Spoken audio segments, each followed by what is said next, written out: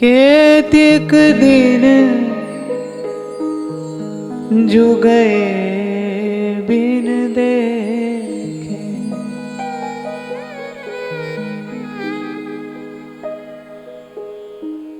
तरुण किशोर रसिक नंद नंदन, तरुण किशोर रसिक नंद नंदन, कछुक उठत मुख रेखे, केतिक दिन जुगए बिन देखे, वह शोभा वह कांति वदन की, वह शोभा वह कांति वदन की, कोटिक चंद्र विशेखे, वह चितवन वह हास मनोहर, वह नटवर वपु भेद, श्याम सुंदर मिल संग खेलन की,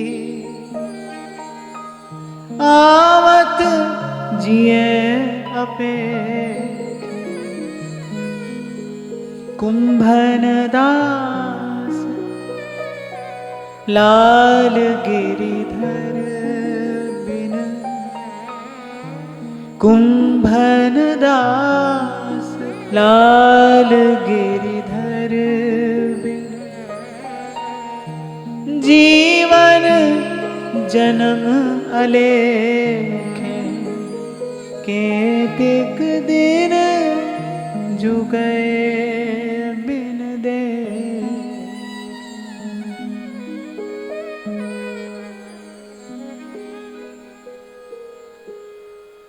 त्रुटिर्युगायते त्वाम अपश्यताम्,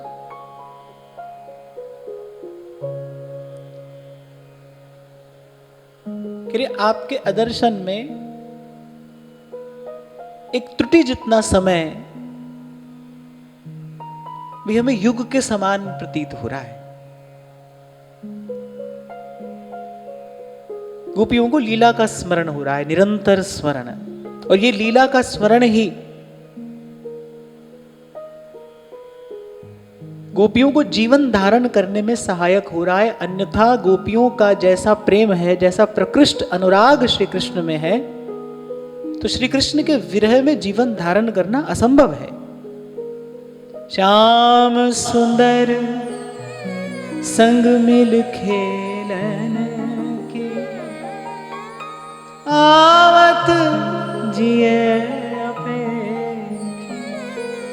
लीला का स्मरण भी हो रहा है और पुनः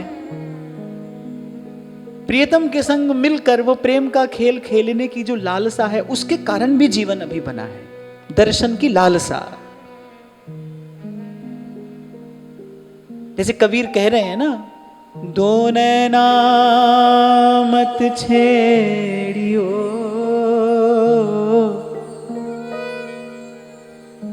इन्हें पिया मिलन की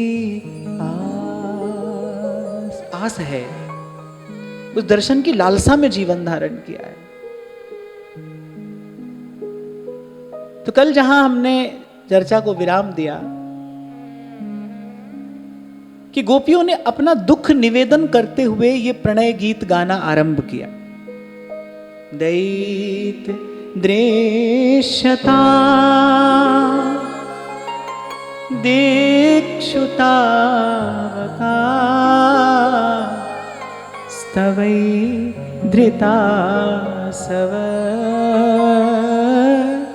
स्वाम विचिन्वते।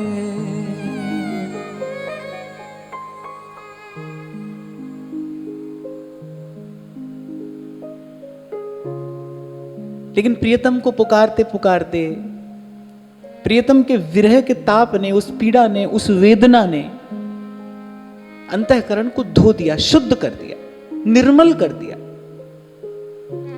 पहले भी कभी मैंने आपको कहा था कि पीड़ा आत्मा का स्नान है।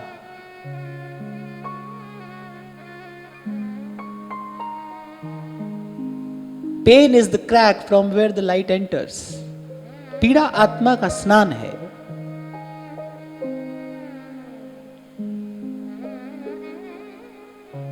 आप कभी विचार करना कि हमारे जीवन का कितना हिस्सा दुख के भय से और दुख भय जन्य व्याकुलता से बीत जाता है। हम सदा दुख से ही बचने का प्रयास करते रहते हैं। किसी को पीड़ा देकर भी, किसी को पीड़ा पहुंचा कर भी हम स्वयं पीड़ा से बचने का प्रयास करते हैं।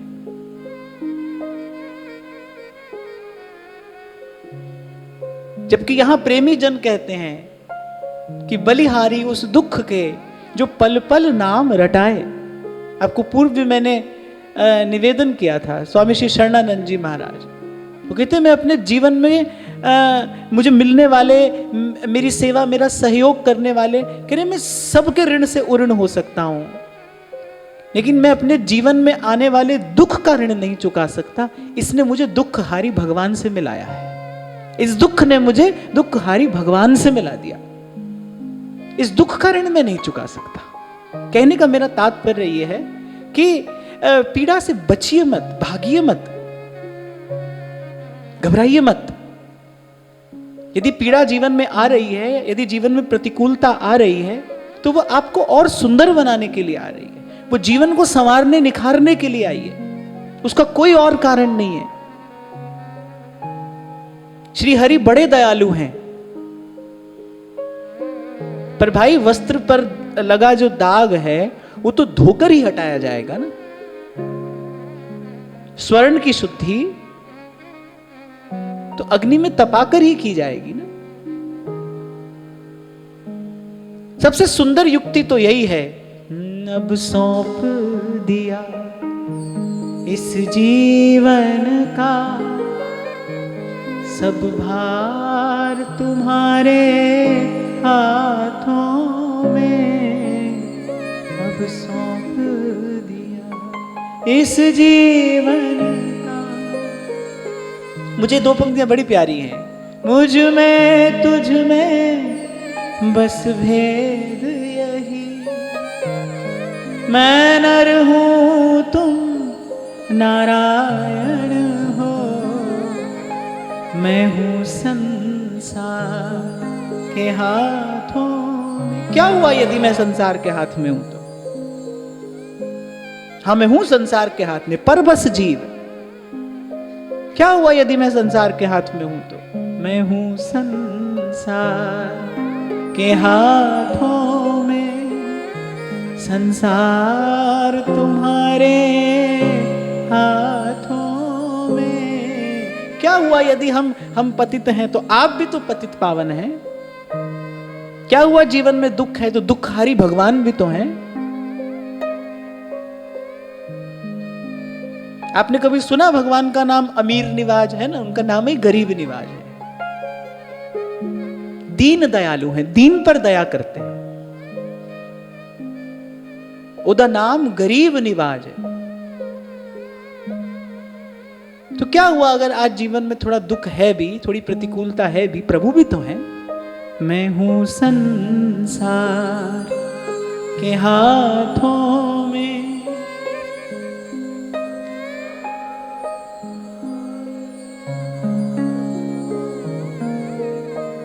मैं हूं संसार के हाथों में, संसार तुम्हारे हाथों में, अब सौंप दिया इस जीवन का।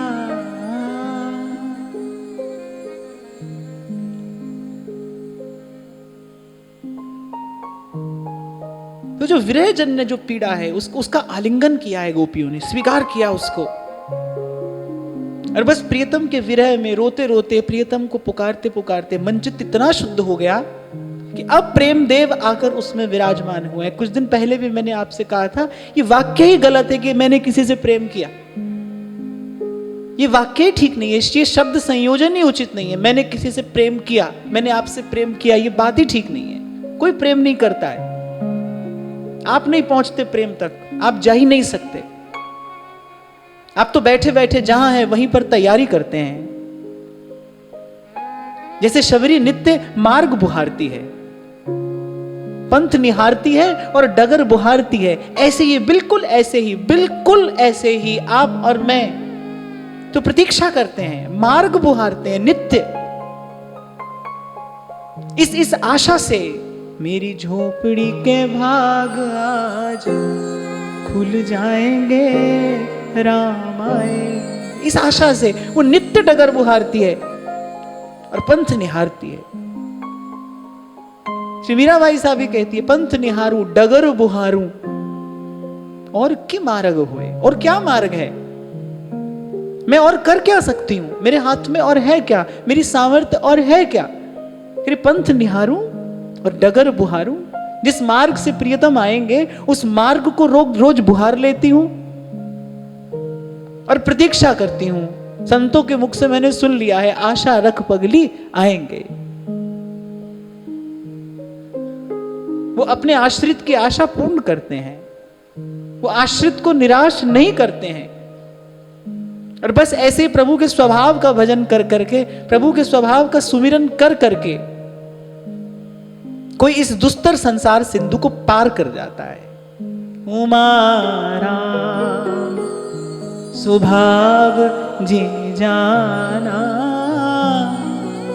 ताही भजन तजी भाव नाना। उत्साह बना रहेगा अगर आप इस बात का विचार करोगे, क्या हुआ अगर हम संसार के हाथ में हैं तो। मैं हूं संसार के हाथों में, संसार तुम्हारे हाथों में, अब सौंप दिया इस जीवन का। तो जब प्रेम ने स्पर्श किया, जब प्रेम ने बना लिया हृदय को अपना मंदिर, तब वो तत्सुख सुखित्वम का परमोज्वल भाव गोपियों के हृदय में उदय हुआ। अभी तक अपना दुख निवेदन कर रही थी, एकाएक कहने लगी। जैसे प्रभु की लीला का ध्यान हुआ, प्रभु के विहार का स्मरण कर रही है, एकाएक गोपी कहने लगी कि इस बात से ही हमारा मन व्याकुल हो रहा है कि जब आप गौचारण के लिए जाते होंगे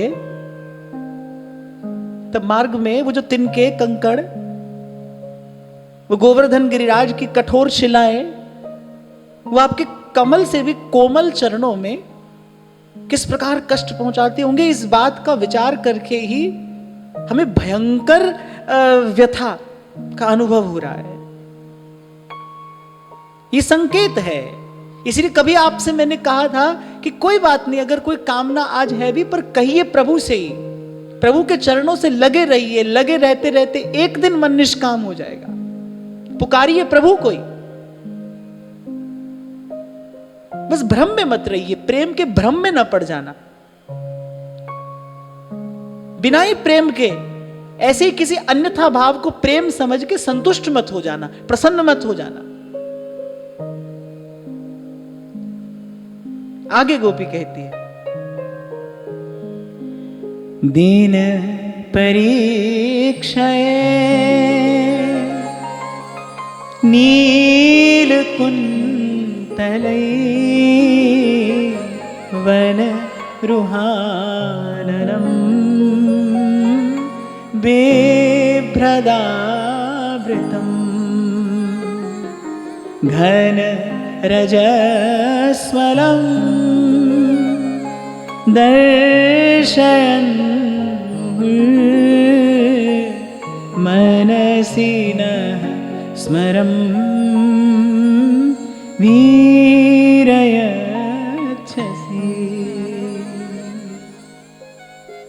और फिर ऐसे ही लीला का ध्यान करते करते, लीला चिंतन करते करते गोपियों को स्मरण आ गई वो गोधूली की बेला।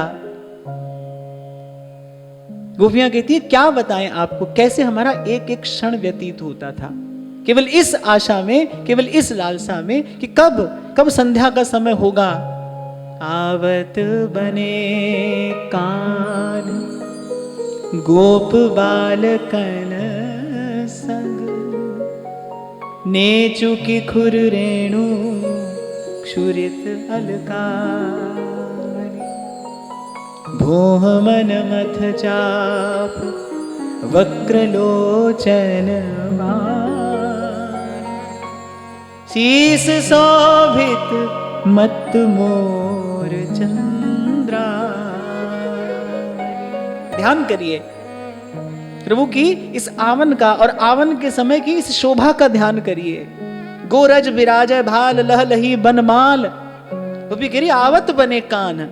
ये आवत बने शब्द है ना, जैसे हमारे श्री महाप्रभु जी कह रहे हैं ब्रज नव तरुणी कदम्ब मुकुटमणि श्यामा आज बनी।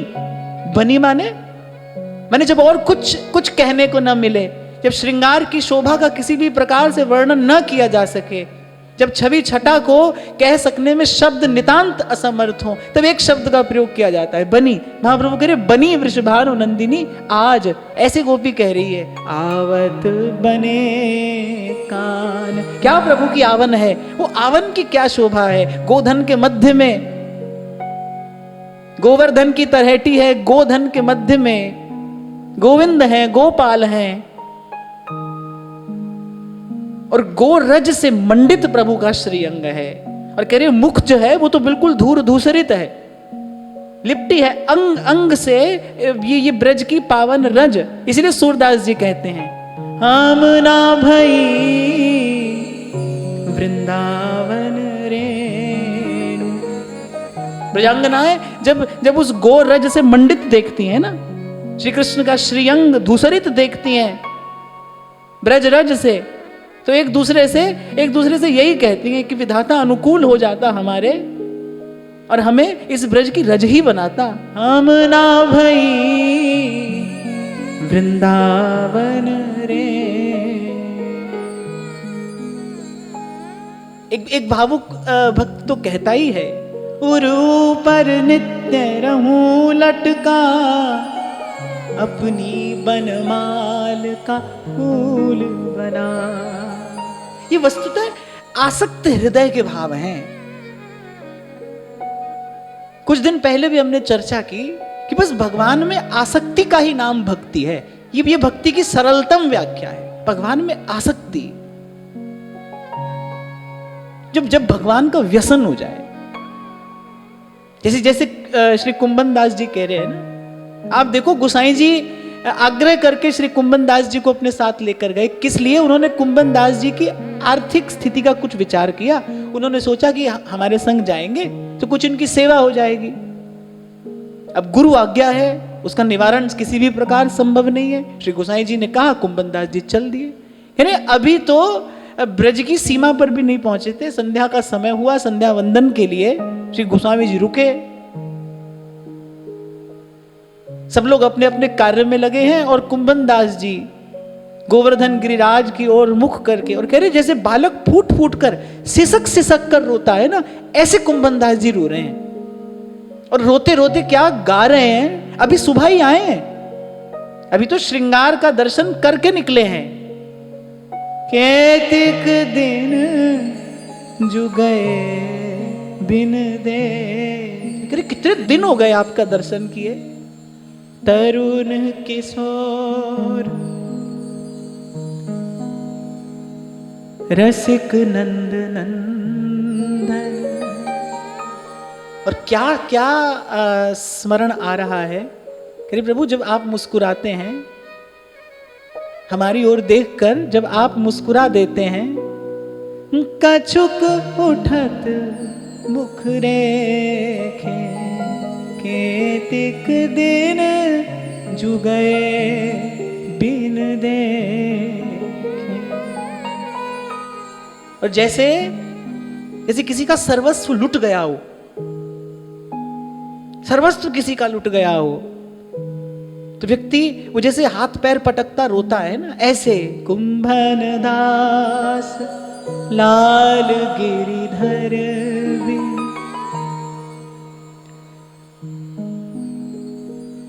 जीवन जन्म अले।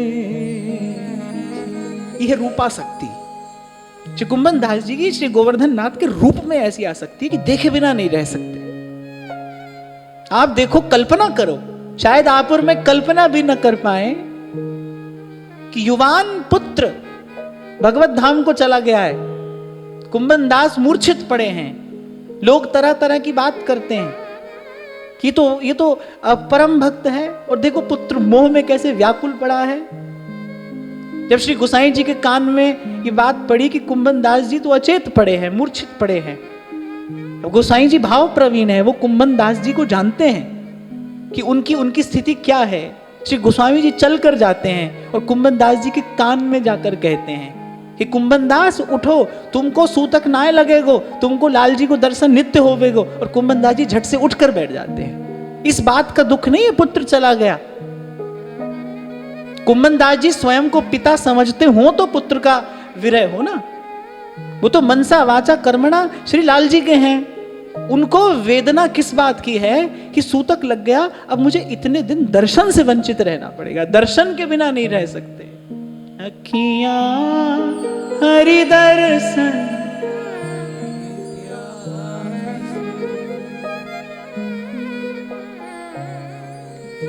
देखो चाहत कमल नयन को। हे प्यारे, हम और चाहते ही क्या हैं?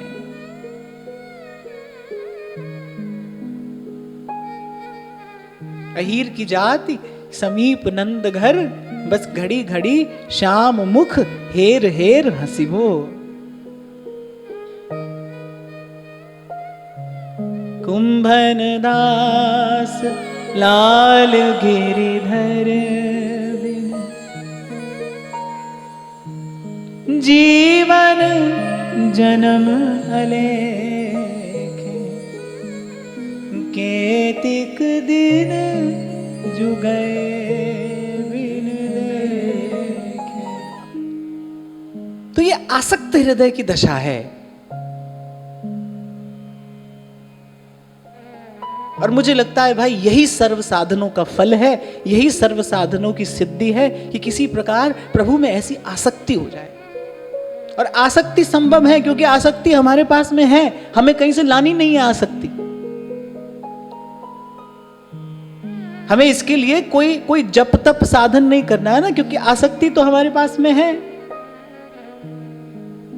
कोई तन में आसक्त है, कोई धन में आसक्त है,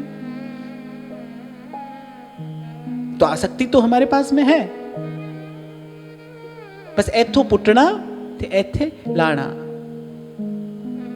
बस ऐसे ही भगवान नाम का स्मरण करते करते, प्रभु का दर्शन करते करते और संतों गुरुजनों के मुख से प्रभु की लीला कथा का पान करते करते बस क्या होगा, ये रूपांतर हो जाएगा, स्वरूपांतर हो जाएगा। तो रज से मंडित श्रीअंग देखकर गोपियां ललचा रही हैं। हम ना भई वृंदावन रेणु, हम ना भई वृंदावन रेणु, जहाँ चरणन डोलत नंद नंदन, जहाँ चरणन डोलत नंद नंदन, नित प्रति चारत धेनु।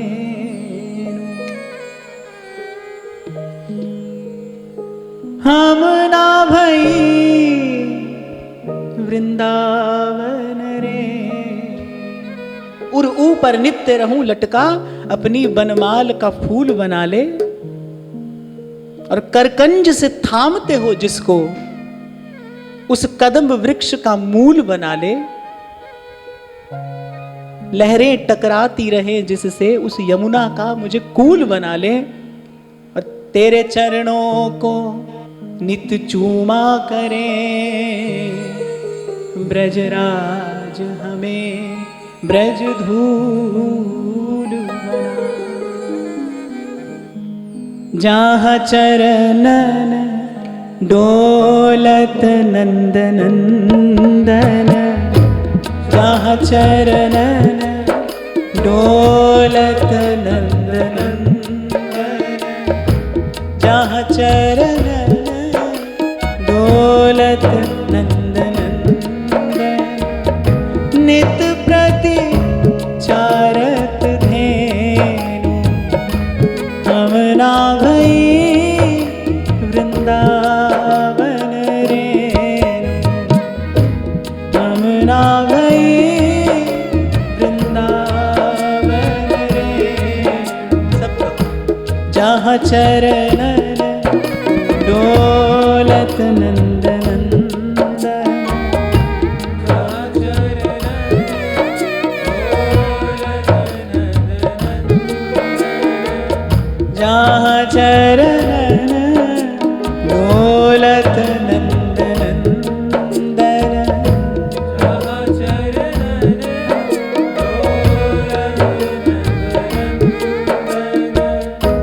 नित प्रति चारत धेनु, हम ना भई वृंदावन रेनु, हम ना भई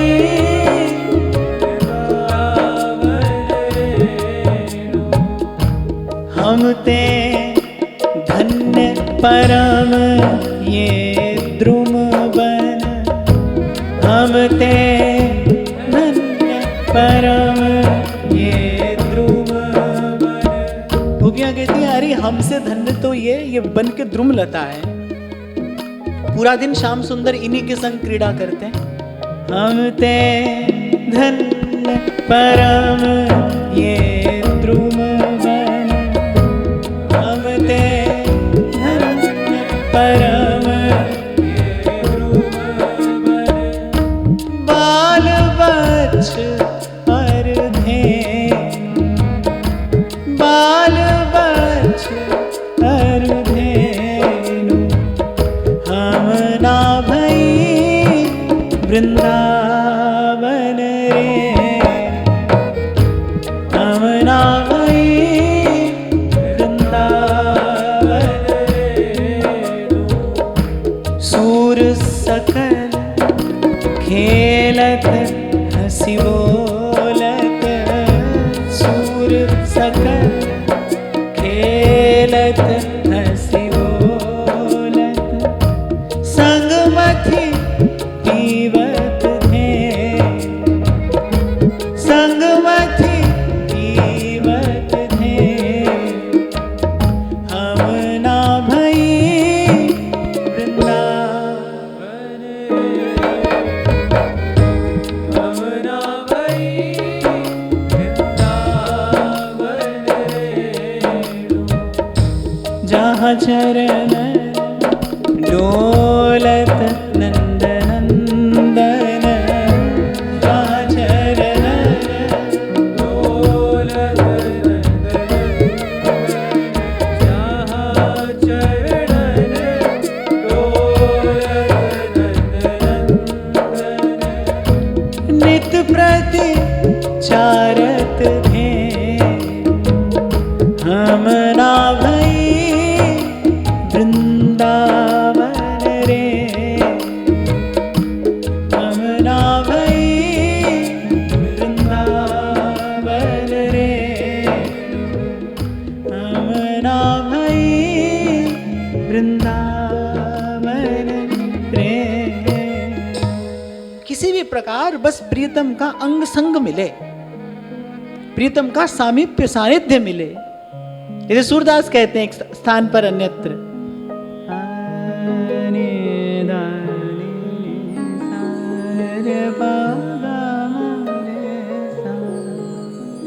देखो माई ये बड़ भागी मोर,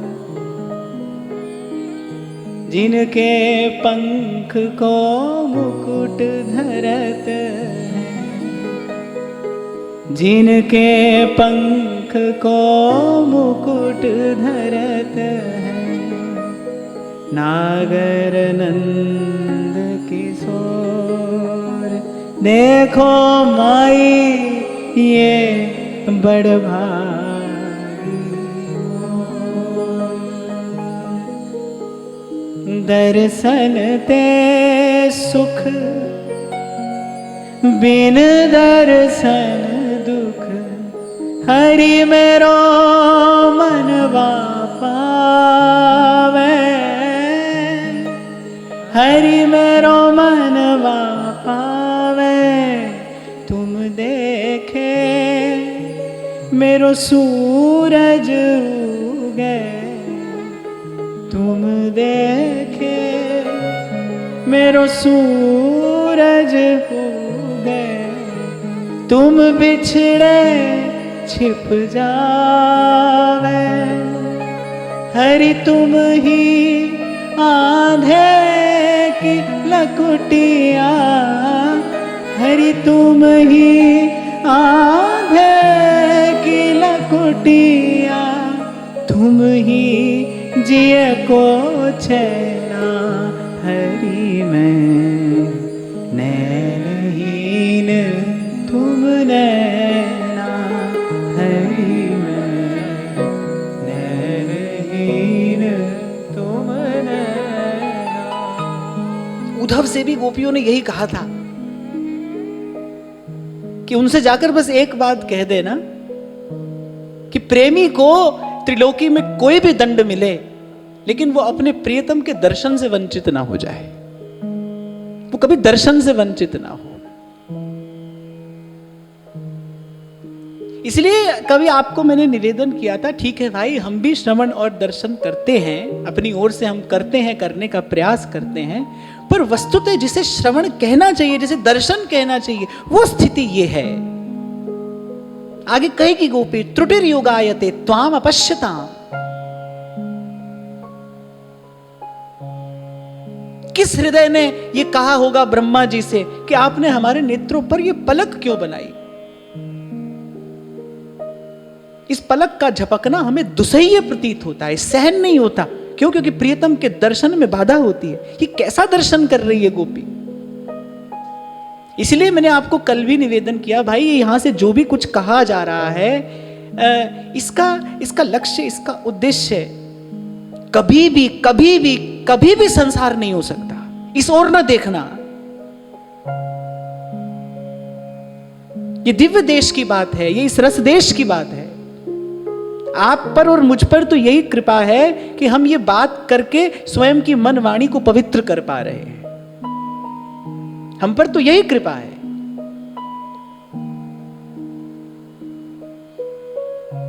तो जब गोरज से, ब्रज रज से मंडित श्री कृष्ण का वपु, और उसमें भी विशेष रूप से गोपी कह रही है कि वन रुहाननम, वन का एक अर्थ जल भी होता है। वन रुहाननम अर्थात आपका जो मुख कमल है, और उस मुख कमल पर क्षुरित अलकावली, कह रहे वो जो आपका केश विन्यास अब थोड़ा बिखर गया है। क्यों?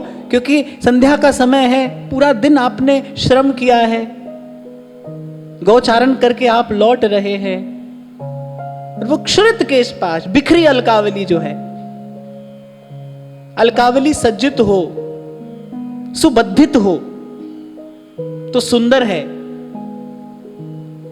और यहां गोपी एक प्रकार से आपको, मुझे ये संकेत कर रही है कि जो बिखरी अलकावली है ये और सुंदर है। क्षुरित अलकावली ने चुकी खुर रेणु, गो खुर की रेणु से मंडित क्षुरित अलकावली। भोह मनमत चाप वक्र लोचन बाण, शीस शोभित मत मोर चंद्रावली। गोपियों के प्राण तो बसे हैं प्रियतम की चितवन में और हसन में। और यहां गोपी कह रही है आवत बने, वो जो आपकी आवन है, उस आवन की शोभा का क्या वर्णन करें। दिन परीक्षा, कह रही वो जो दिन भर हम प्रतीक्षा करती थी उस प्रतीक्षा का हमें वो परम फल प्राप्त होता था। भाई जल अमृत लगता है जब प्यास लगी हो तो, भोजन अमृतोपम हो जाता है जब भूख लगी हो तो। करिए वो दिन भर की प्रतीक्षा, और दिन ढल जाने पर जब आप लौटते थे, आपका वो दर्शन और आपका वो तिरछी सी चितवन से बस ऐसे ही हम लोगों की ओर गुपचुप देख लेना। क्यों? क्योंकि दाऊ जी संग में है, मैया बाबा सन्मुख खड़े हैं, और इधर गोपांगनाएं इधर गोपांगनाएं, बस वो गुपचुप तरीके से तिरछी सी चितवन से, इसको कहते हैं नयन कोर से देख लेना। बस नयन कोर से हमारी ओर देख लेना, और हमको लगता था कि हमारे दिन भर की प्रतीक्षा का ये परम प्रसाद हमको मिला है। दिन परीक्षये नील कुंतलै वन रुहाननम बिभ्रदावृतम। यहां तो गोपी कह रही है जैसे एक बहुत अत्यंत मधुर सुंदर, जिसमें पराग भरा हो और अनेक अनेक भ्रमर आकर, लालायित भ्रमर उस कमल पुष्प के पराग का पान करने के लिए ललचाते भंवरे, अनेक अनेक भंवरे उस कमल पुष्प के चारों ओर मंडराने लगे। कि ऐसे इस समय आपके मुख कमल की शोभा है। आपका ये मुख कमल और ये जो आपकी अलकावली है, बिखरी अलकावली, मानो अनेक अनेक भंवरे किसी कमल का पराग पान करने के लिए लालायित हो रहे हैं, उत्कंठित हो रहे हैं। और वो मंद मंद जो बहती पवन है, वो जैसे ऐसा लगता है जैसे कमल पुष्प भंवरे को दूर हटा रहा हो। ऐसे ऐसे आपकी शोभा है। आवत बने कान, इसलिए मैंने आपको कही ये जो बनना शब्द है ना, यहां श्रृंगार रस साहित्य में जब सारे शब्द समाप्त हो जाते तब एक शब्द कह दिया जाता है, बनी वृषभानु नंदिनी आज, श्यामा आज बनी। बोले इसी में सब समझ लेना, बनी राधा मोहन की जोरी बनी।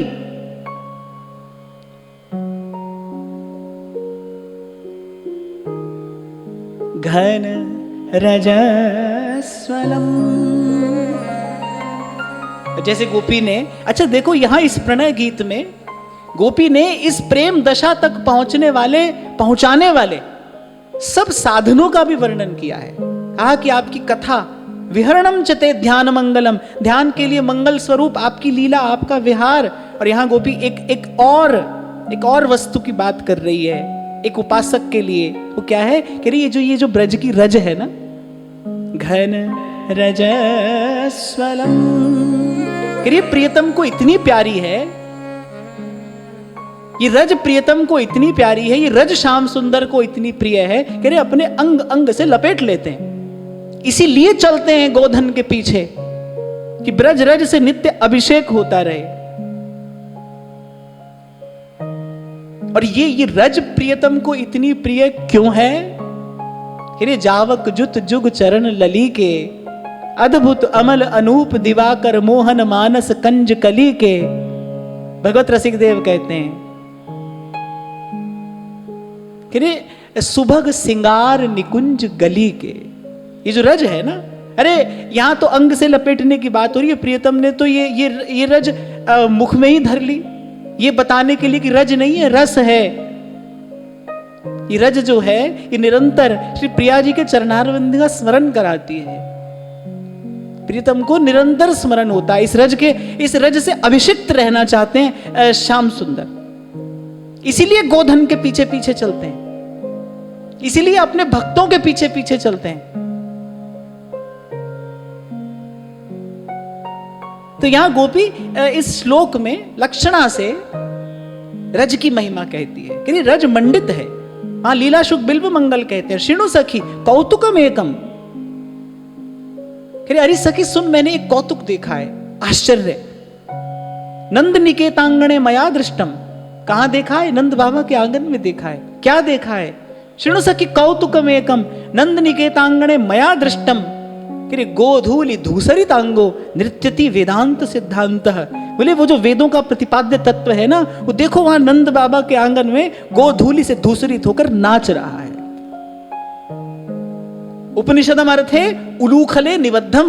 बोले उपनिषदों का जो अर्थ है ना, वो देखो वहां यशोदा मैया के आंगन में उखल से बंधा खड़ा है।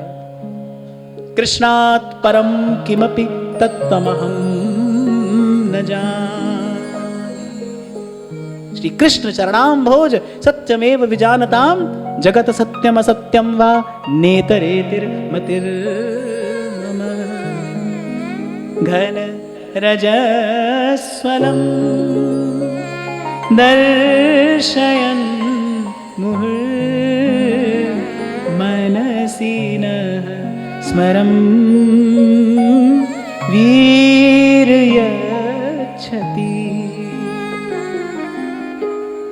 तो गोपी कह रही आपकी वो जो लीला और आपकी वो चितवन जो हमें मिलन के लिए प्रेरित करती थी, अर्थात आपकी जो चितवन है ना,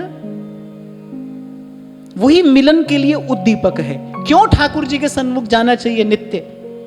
श्री जी के सन्मुख क्यों होना है नित्य?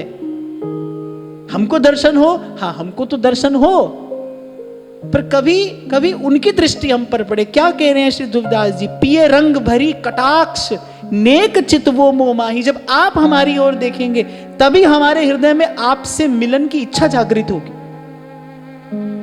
देखो भाई, हम तो अपने संसार में प्रसन्न हैं, हंसकर भी प्रसन्न है, रोकर भी प्रसन्न है। हम कैसे प्रसन्न हैं? क्योंकि हमें इच्छा संसार की यही बताता है कि हम चाहते ही संसार को हैं, हम तो इसी में राजी हैं। कल मैं आपसे यही तो कह रहा था ना, यही तो भगवान की माया है। अनेक अनेक बार पीड़ित, प्रताड़ित, तिरस्कृत, अपमानित संसार से होकर भी हमारी जो इच्छा की गति है वो तो संसार की ओर ही है ना। तो यहां एक बड़ी रहस्यमयी बात गोपी कह रही है कि आप हमारी ओर देखते थे, और वो आपका जो हमारी ओर देखना है, यहां गोपी ने वीर शब्द का प्रयोग किया, वीर अच्छसी। अब यहां पर वीर का अर्थ क्या है? यहां पर वीर का अर्थ है विविधम ईर्यतीति वीरः, जो विविध प्रकार से प्रोत्साहित करे वो वीर है। यहां युद्ध वीर या दया वीर की बात गोपी नहीं कह रही है, क्योंकि ऐसे श्लोक में गोपी जो वीर शब्द का प्रयोग करती तो वीर का अर्थ कुछ बिलग है। विविधम ईर्यतीति वीरः, जो विविध प्रकार से प्रेरित करे, उत्साहित करे, वो वीर है। तो कह रही है आपकी वो जो चितवन है ना, वही हमको आपसे मिलन के लिए प्रेरित करती है, विविध प्रेरणाएं प्रदान करती है। यहाँ एक ये गुप्त संकेत है कि जीव के हृदय में भगवत मिलन की इच्छा कब होती है? जब प्रभु की दृष्टि उस पर पड़ती है। क्यों श्रीमद् वल्लभाचार्य महाप्रभु कहते हैं कि हे नाथ, आपकी पुष्टि, आपके अनुग्रह के अतिरिक्त आप तक पहुंचने का और कोई मार्ग नहीं है। हमारे महाप्रभु जी कह रहे हैं, श्री राधिका कृपा बिनु सबके मनन अगम। मन भी नहीं जाएगा उस ओर भाई, आप कैसे चल दोगे?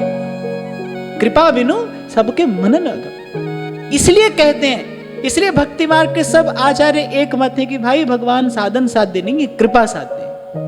कृपा ही होती है, कृपा ही होती है। आप जब कृपा दृष्टि से देखते हैं तब आपसे मिलने की इच्छा होती है। आप जब चाहते हैं तब कोई आपकी ओर आता है।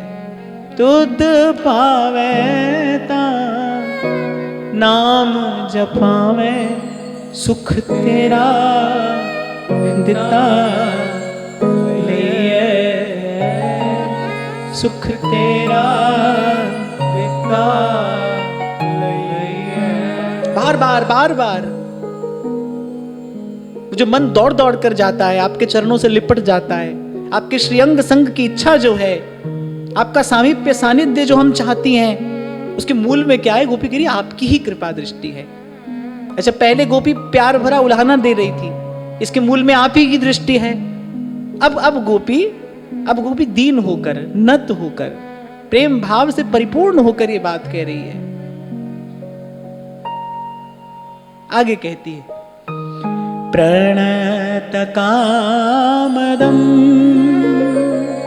पद्मजार्चितम धरणि मंडनम ध्येयमापरि। अब बहुत सावधान होकर आप श्रवण करिए।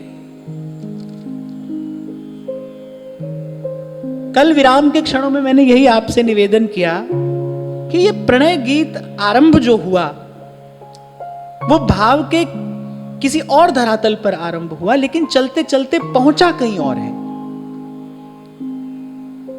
आरंभ गोपी करती है कि मैं व्याकुल हूं, आप मुझे दर्शन दीजिए। दैत दृश्यताम दिक्षुतावकास्तवै धृतासवस्त्वाम विचिन्वते। देखिए आपके लिए हमने जीवन धारण कर रखा है। यहां से गोपी आरंभ करती है। तब भी चरणों की स्तुति की, तब भी गोपी ने कहा कि आपके चरण कमल ऐसे हैं, उनकी महिमा ऐसी है, पर वहां भाव कुछ और है।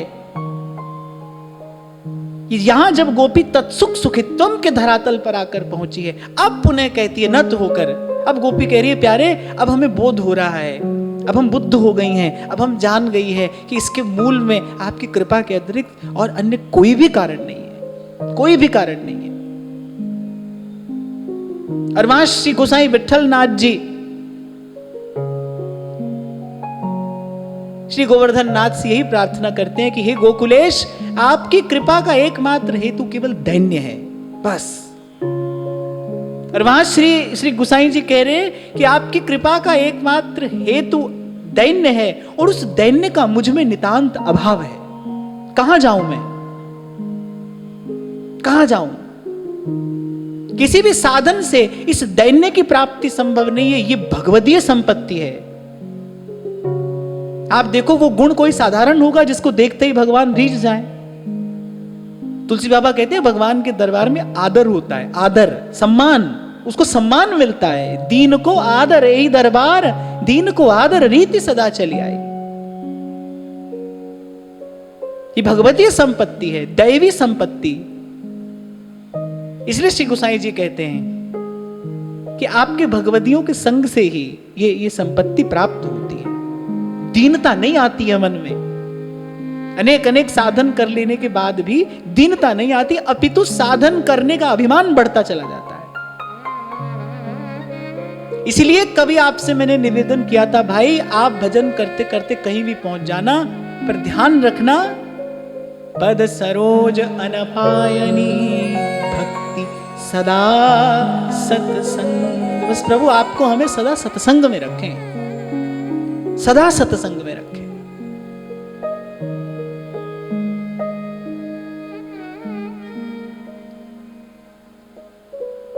तो अब गोपी पुनः श्री चरणों की ओर देखकर श्री चरणों की स्तुति कर रही है, लेकिन अब भाव कुछ और है। अब हृदय में दैन्य उमड़ रहा है।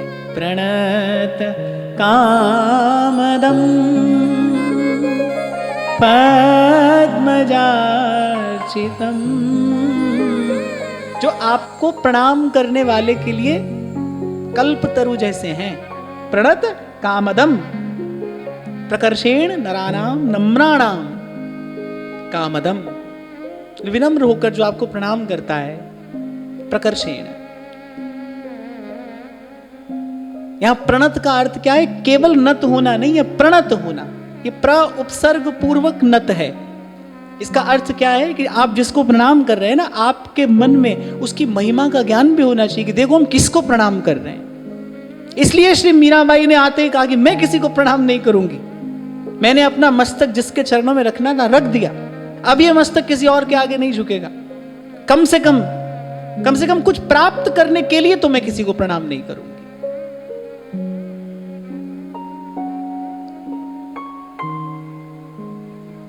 इसलिए जब पिछली बार हम चर्चा कर रहे थे तो भी मैंने आपको निवेदन किया था, भाई श्री कृष्ण तो एक प्रणाम से संतुष्ट हो जाते। कि प्रणत कामदम, जो आपको एक प्रणाम करता है आप उसे उसकी सकल कामनाओं की पूर्ति करते हैं।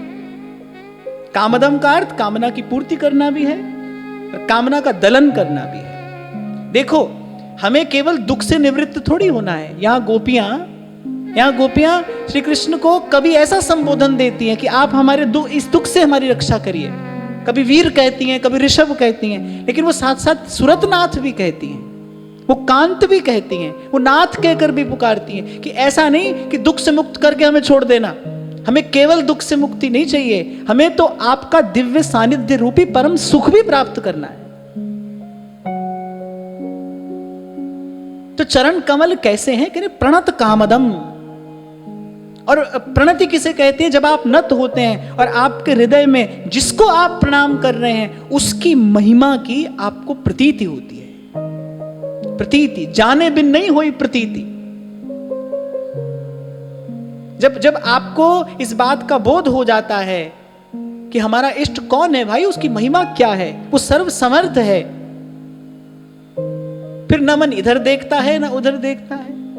सबना गला समर्थ स्वामी सो क्यों मनो विसार, रे मन मेरे आ सदा रहो हरिनाम।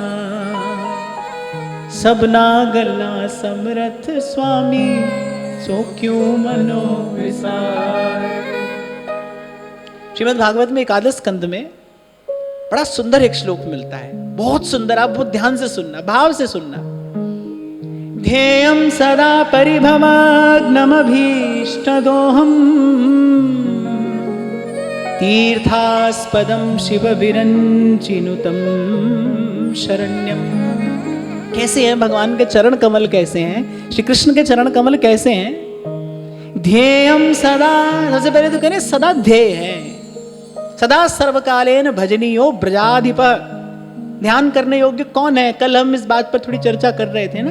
ध्यान में बड़ी अपरिमित शक्ति है। संसार का ध्यान करोगे तो भीतर बाहर भर जाएगा संसार। ध्यान करने योग्य क्या है? ध्येयं सदा परिभवाग्नमभीष्ट दोहम्। माया के कारण जितने उत्पात होते हैं उन सबको दूर करने वाले आपके चरण कमल है, केवल आपके चरण कमल। इसलिए सूरदास कहते हैं चरण कमल वंदो हरि राय, चरण कमल वंदो हरि राय। भक्त के मन का कोई मनोरथ श्री ठाकुर जी अपूर्ण नहीं रहने देते। विभीषण जी निरंतर श्री रघुनाथ जी के चरण कमलों का भजन करते हैं। तभी तो जब आ रहे थे तो मन में उमंग किस बात की थी, उत्साह किस बात का था? जिन पायन के पादुकन भरत रहे मन लाय, ते पद आज बिलो की इन नैन अब जाए। आज मुझे उन चरणों का दर्शन होगा जिनकी पादुका भरत जी सदा अपने मस्तक पर धारण किए रहते हैं, जो भरत जी के हृदय मंदिर में सदा बसते हैं। ते पद आज बिलो की इन नैन अब जाए। उन चरण कमलों के भजन का प्रभाव देखिए। उनकी कही अनकही, जानी अनजानी सब इच्छाएं प्रभु ने पूरी की। अभय पद दे विभीषण को किया लंकेश पल भर में। तो जो चरण कमल हैं वो अभीष्ट का दान करने वाले हैं। सर्व प्रकार की इच्छा, कामना, मनोरथ पूर्ण करने वाले भी हैं और कामना की निवृत्ति कराने वाले भी श्री चरण कमल ही हैं। इसलिए पहली बात कहने के लिए ध्येयम सदा, सदा ध्यान करने योग्य हैं। ध्येयं सदा परिभवाग्नमभीष्ट दोहम् तीर्थास्पदम। इन्हीं के कारण तीर्थ तीर्थ हैं। शिव विरंचिनुतम शरण्यम। ब्रह्मा शंकर सतत निरंतर जिनकी स्तुति परायण रहते हैं, सतत। पूर्व मैंने आपको शायद संकेत किया था ना, श्रीमद् भागवत में ऐसा वर्णन मिलता है कि एक क्षण के लिए भी ब्रह्मा जी की मति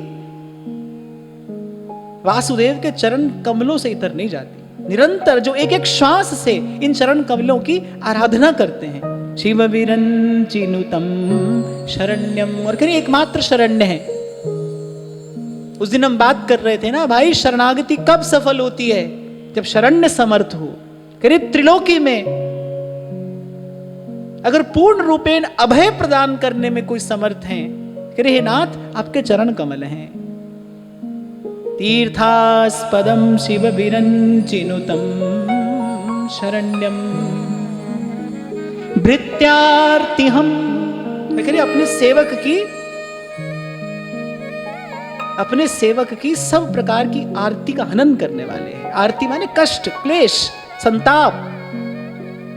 भृत्यार्ति हम प्रणतपाल। एक और बात गोस्वामी जी बड़ा सुंदर एक भाव कहते हैं, कहने प्रणत कुटुंब पाल रघुराई। कहने श्री ठाकुर जी कैसे हैं कि जो उनकी शरण में आया है केवल उसका पालन नहीं करते, कह रहे उसके पूरे कुटुंब का पालन करते हैं। प्रणत कुटुंब पाल रघुराई। भृत्यार्ति हम प्रणत पाल भवाब्धि पोतम।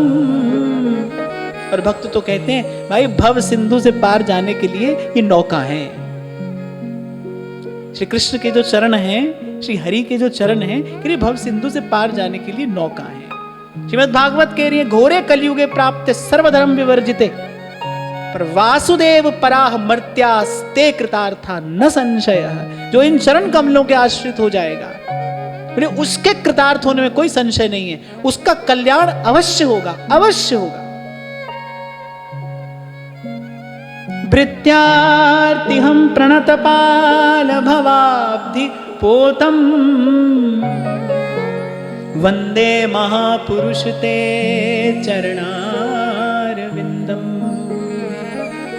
वंदे महापुरुष ते चरणारविंदम। सब कहिए वंदे महापुरुष ते चरणारविंदम। वंदे महापुरुष ते चरणारविंदम। तो गोपी कह रही है प्रणत कामदम पद्मजार्चितम धरणि मंडनम ध्येयमापदि चरण पंकजम शन्तमं च ते रमणन स्तनेष्वर्पया। एक श्लोक ने गोपी ने ऐसी स्तुति प्रभु के चरण कमलों की कर दी और साथ साथ में ये भी कह दिया उन चरण कमलों को अब आप हमारे हृदय पर पधराइए।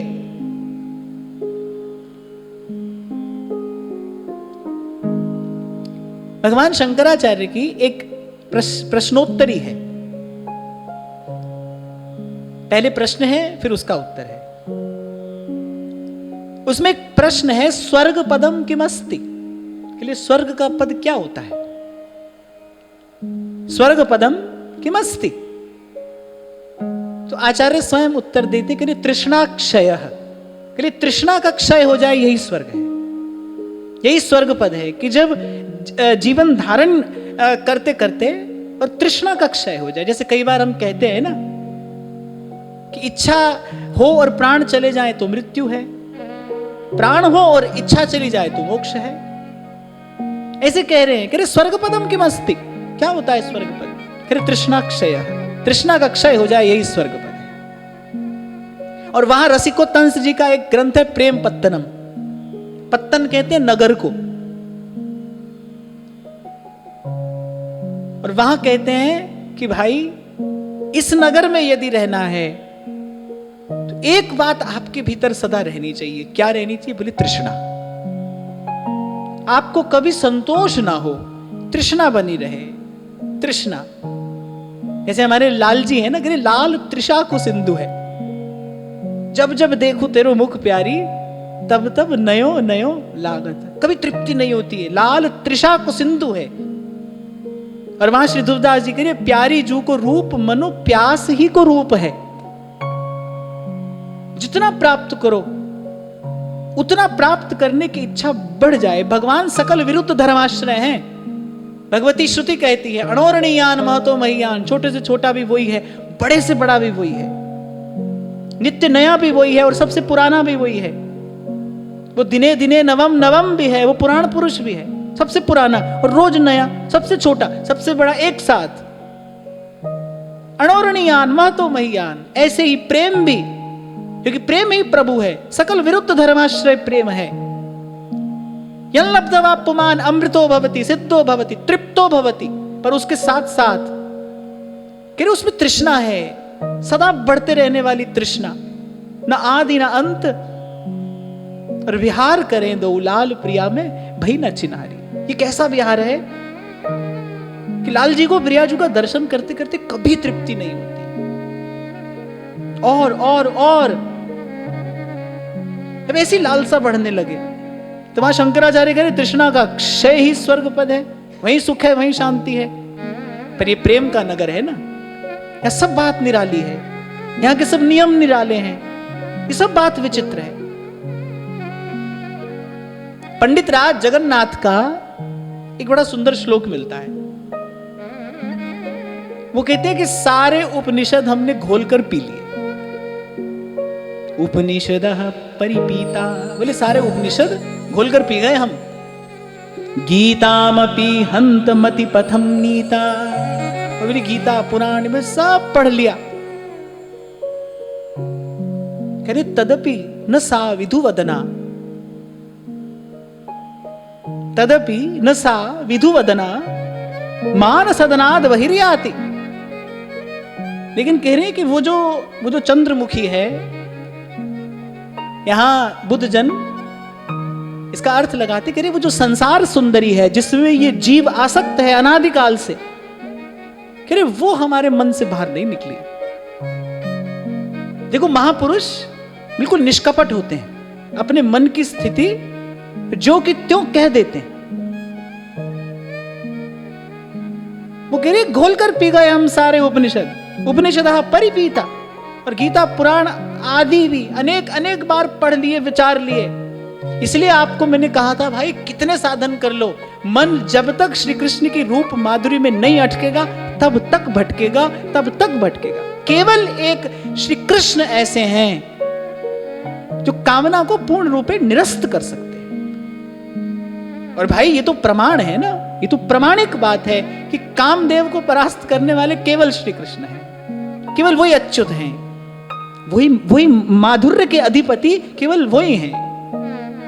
किसी भी स्थिति में जिनके भीतर कभी विकार उत्पन्न होता ही नहीं, निर्विकार, सदा निर्विकार है जो। जैसे सत्यवादी किसको कहना चाहिए? जिसने न कभी असत्य भाषण किया हो और न कभी करने के लिए जो कृत संकल्प हो, वो सत्यवादी है। कि भाई कभी असत्य भाषण किया भी नहीं और कभी करूंगा भी नहीं। ऐसे ही मधुराधिपति कौन है? जिसमें न कभी विकार उत्पन्न हुआ हो और न कभी विकार उत्पन्न होने की संभावना हो। अच्युतम केशवम, केवल यही अच्युत हैं। कामना को परास्त केवल श्री कृष्ण कर सकते हैं कि कामना का बीज ही नष्ट हो जाए। इसीलिए कहा है कामदम, कामना का दलन करने वाले आप हैं, आपका रूप है, आपकी माधुरी है। केवल आप ही अच्युत हैं, केवल आप ही निर्विकार हैं। निर्विकार, विकार ने कभी जिसका स्पर्श न किया हो, शुद्ध, केवल आप हैं। तो करिए चरण कमल कैसे हैं? पद्मजार्चितम। पद्मज किसको कहते हैं? पद्मज कोई बताए? पद्मज कौन है? पद्म किसको कहते हैं? कमल को। पद्मज कौन है? कमल पर कौन उत्पन्न हुआ है? ब्रह्मा जी। अरे आपके चरण कमल जो ब्रह्मा जी के द्वारा अर्चित हैं, अर्चना करते हैं ब्रह्मा जी।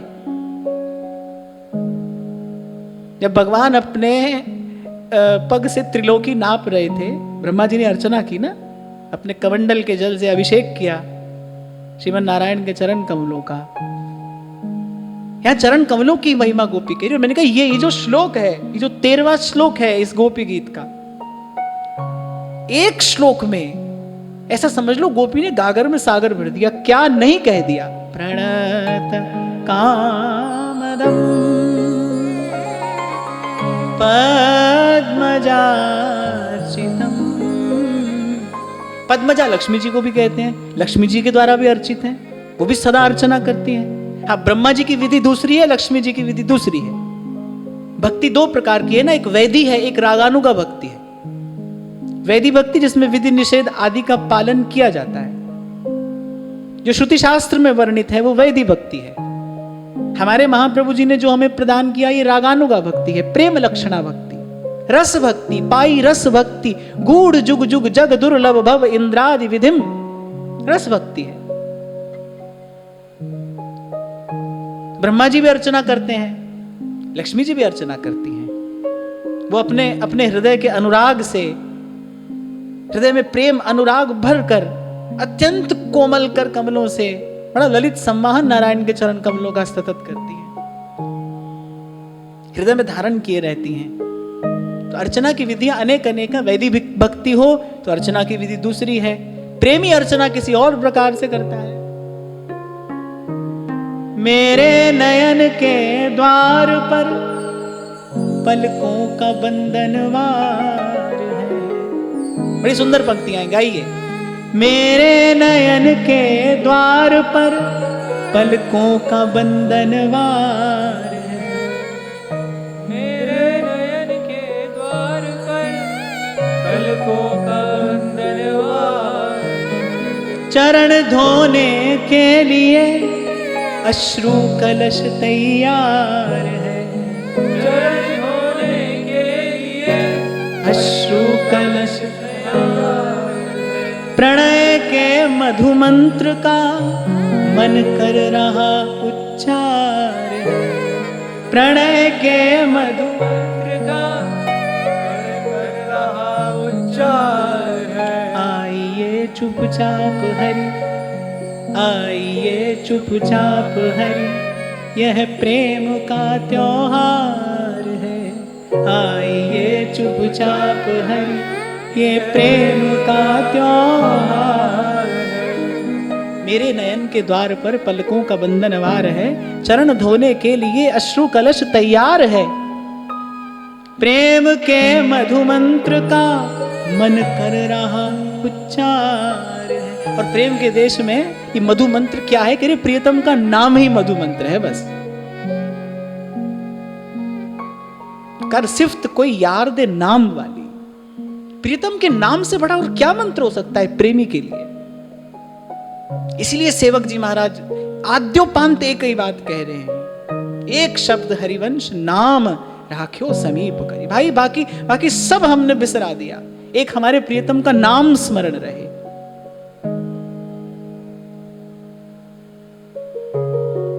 ये है एक प्रेमी की पूजा।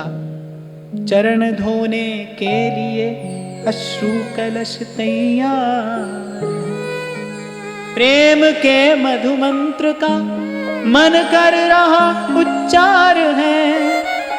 आइए चुपचाप हरि, ये प्रेम का त्योहार है।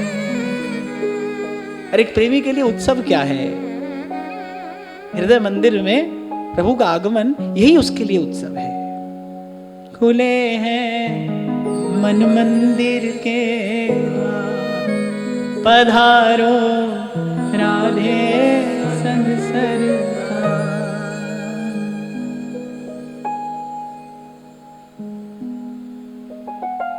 तो और इस प्रकार तो जाने अनंत अनंत प्रेमियों अनुरागियों के द्वारा अर्चित श्री कृष्ण के चरण कमल हैं। श्री कृष्ण के चरणों में वो जो लालिमा है, वो अनंत अनंत भक्तों का अनुराग ही तो है। कितने लाड से, कितने प्यार से प्रेमी हृदय बस दुलराते रहते हैं मन ही मन, श्वास श्वास प्रियतम का नाम लेते लेते प्रेम के मधुमंत्र का मन कर रहा उच्चार है।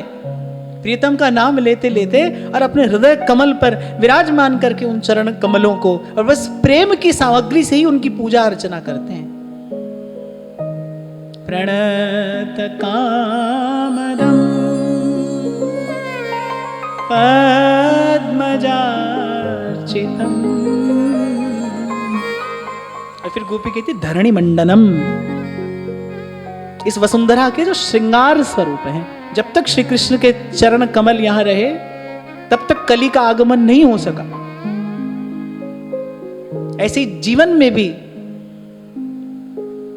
ऐसे ही हमारे जीवन में भी, हमारे हृदय में भी जब तक श्री कृष्ण के चरण कमल हैं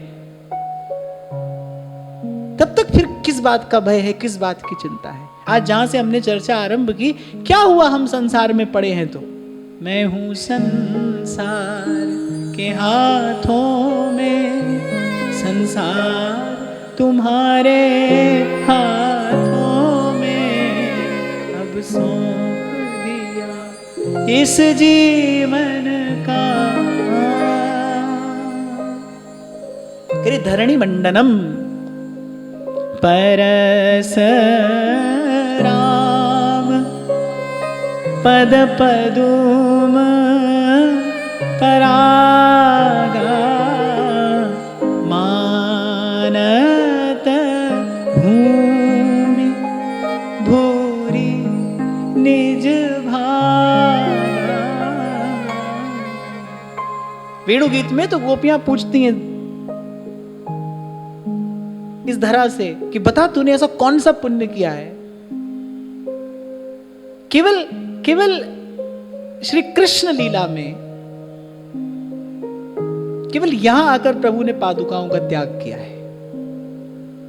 और वो वस्तुतः पादुका का त्याग नहीं है, श्री ठाकुर जी ने व्यवधान दूर किया, क्योंकि वो रसदान करने के लिए आए हैं, रसराज हैं, रसदान करने के लिए आए हैं। श्री कृष्ण रसराज है। क्यों कहते कृष्णस्तु भगवान स्वयं एतेश्चांस कला पुंसा, कृष्णस्तु भगवान स्वयं। और वहां श्रुति के रसो वै स रसम येवायम लब्ध्वानंदी भवति, रस रूप है, रस, कुछ और नहीं। यहां कुछ क्यों क्या कैसे नहीं है, केवल रस है। श्री कृष्ण रस रूप है, रसघन मोहन विग्रह। तो पादुका नहीं छोड़ी, बोली इस व्यवधान को दूर करो। पृथ्वी का परम सौभाग्य श्री कृष्ण के चरण कमल। करे धरणी मंडनम, इस धरती का श्रृंगार क्या है, करे आपके चरण इस पर पड़े हैं, इसीलिए ये समग्र अस्तित्व में पूज्या है, क्योंकि प्रभु के चरण कमल यहां पर पड़े। धरणी मंडनम। और फिर गोपी करिए ध्येयम आपदी, और आपदा के समय ध्यान करने योग्य है।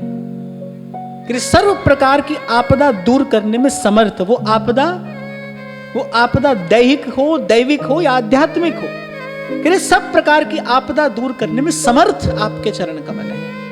इसलिए मैंने कहा इस एक श्लोक में गोपी ने मानो गागर में सागर भर दिया। श्री चरण कमलों का ऐश्वर्य माधुर्य सब कह दिया गोपी ने। प्रणत कामदम पद्मदार्चितम धरणी मंडनम ध्येयमापदि चरण पंकजम शन्तमं चते। शीतल शंतम आपके ये चरण कमल। फिर पूछा श्री कृष्ण ने, भाई इतनी स्तुति हमारी कर रही हो, चाहती क्या हो? तो जब गोपी वीर कहती है तो अर्थात हमारा दुख दूर करिए, आप समर्थ हैं। अब यहां गोपी कह रही है रमण रमण स्तनेश्वर्पयाधि हन। आधि हन, आधि व्याधि उपाधि ये सब बाधा होती है ना, इसलिए गोपी कह रही आपके चरण कमल आधि का हनन करने वाले हैं। आधि माने मानसिक विक्षेप, आधि मानसिक विक्षेप अर्थात मद अहंकार, ये सब मानसिक विक्षेप हैं। शरीर में व्याधि होती है, मन में आधि होती है। यहां वो भी करिए आधिहन, आपके चरण कमल जो मानसिक बाधा को दूर करने वाले। मानसिक बाधा अर्थात काम क्रोध मद लोभ सब, ये आदि है। फिर इसका भंजन करने वाले, इसका निवारण करने वाले आपके श्री चरण कमल हैं। चरण पंकजम शन्तमं चते रमणनः स्तनेश्वर्पयाधि। देखो जैसा अभी मैंने आपको निवेदन किया, एक वैधि भक्ति है, उसमें विधि निषेध, श्रुति शास्त्र की मर्यादा, ये सब विचारणीय है। एक रागानुगा भक्ति है। रागानुगा भक्ति अर्थात जो राग का अनुगमन करे। राग माने प्रेम, जो केवल प्रेम के ही पीछे पीछे चल रही है। हमें हमारे महाप्रभु जी ने यही रागानुगा भक्ति प्रदान की है। हमारे यहां विधि क्या है? श्री जी के चरणों का सुमिरन करके, श्री जी के चरणों का सुमिरन करके, नैनन नीर बहाइए, वृषभानुलली के। ये जो 4 पंक्तियां आज मैंने गाई ना, कि मेरे नयन के द्वार पर पलकों का बंधनवार है। पलकों का बंधनवार अर्थात पलक गिरी है, नेत्र मुंदे हैं। चरण धोने के लिए अश्रु कलश तैयार है, कि जैसे ही आप पधारेंगे, ऐसे ही विगलित हृदय से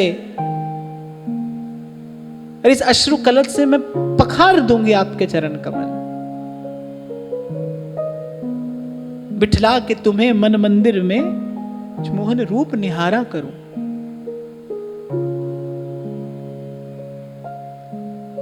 चरण धोने के लिए अश्रु पलक तैयार है, प्रेम के मधु मंत्र का मन कर रहा उच्चार है। यहां एक प्रकार से यहां रागानुगा भक्ति की विधि बताई है। एक वैदिक भक्ति की विधि है, ये रागानुगा भक्ति की विधि है। केवल यही चाहिए इसमें, और कुछ नहीं चाहिए।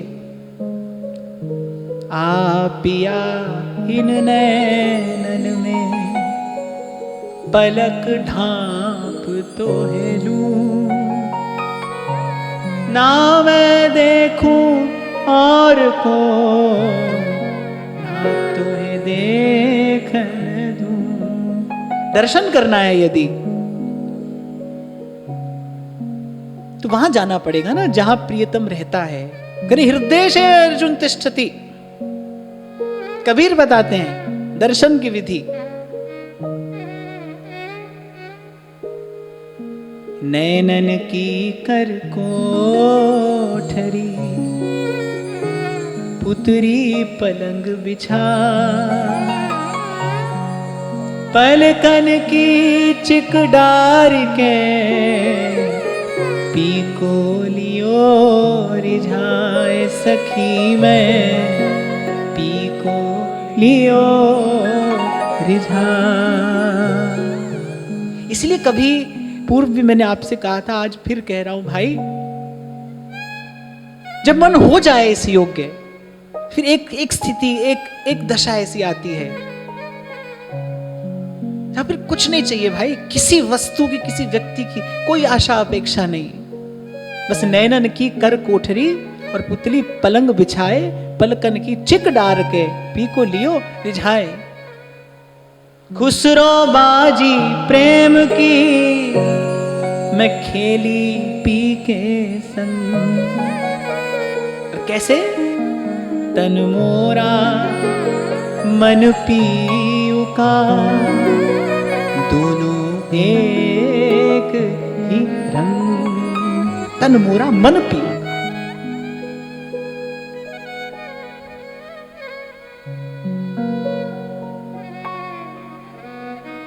मर्म स्पर्शी ये बात है। तन मोरा मन पीऊ का, दोनों एक ही रंग। और प्रेम के मधु मंत्र का मन कर रहा उच्चार। ध्यान रखना, इस प्रेम लक्षणा भक्ति के मार्ग पर केवल प्रियतम का नाम ही मधु मंत्र है। नाम उपाय नीक है, केवल नाम। बस इसी प्रकार नाम जपते जपते, नाम स्मरण करते करते और श्री जी के चरणों का सुमिरन करके नैनन नीर बहाइए।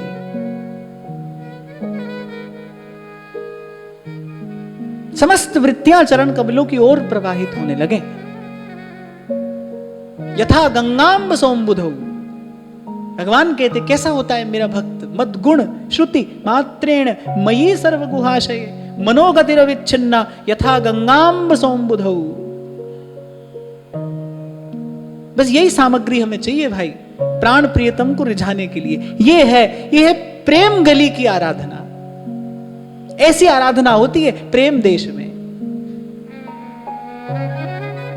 सांस सांस सिमरै गोविंद, प्रेम के मधु मंत्र का मन कर रहा उच्चार है, किसी प्रेमी हृदय के उद्गार हैं ये। आइए चुपचाप, एक और शब्द कह दिया अंत में, चुपचाप। आइए चुपचाप हरि ये प्रेम का त्योहार, आइए चुपचाप।